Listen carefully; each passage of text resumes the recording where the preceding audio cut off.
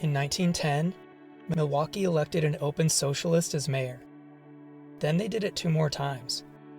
For roughly 50 years, 3 men, Emil Seidel, Daniel Hoan, and Frank Zeidler, ran the city. Their approach came to be known as sewer socialism. They didn't overthrow capitalism or seize private factories. They just ran the city so well that the media ended up calling Milwaukee the best governed city in America. The term started as an insult. Morris Hillquit, a high-profile socialist in New York, made fun of the Milwaukee Socialists. He thought they were obsessed with trash pickup, clean water, and paved roads instead of fighting big business. To him, they were just fixing sewers. The Milwaukee group didn't care. Their logic was practical and straightforward.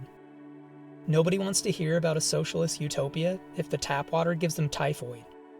Clean streets and working plumbing came first. Emil Seidel kicked it off in 1910. City Hall back then was loaded with bribery and safety violations. Seidel brought in strict audits, set an 8-hour workday for city staff, and expanded public health programs. Then, in 1916, came Daniel Hoan. He stayed in office for 24 years straight. Hoan built out city-owned infrastructure. Milwaukee put up its own water plant, opened public parks, built public housing, and managed its own port.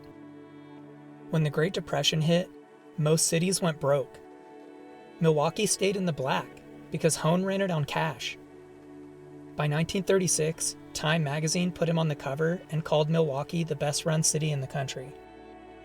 Frank Zeidler took over in 1948 and served until 1960. Until Mamdani, he was the last socialist mayor of a major American city.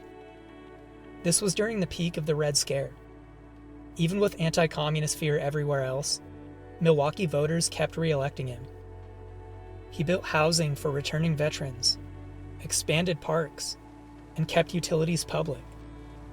When he left office, the city had basically zero debt and top-tier services.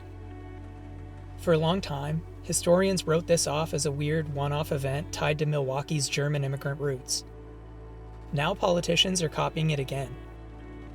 Modern figures, like New York Mayor Zohran Mamdani, explicitly used Milwaukee as a template. Instead of getting stuck in vague political arguments, the strategy focuses on basic things people can see.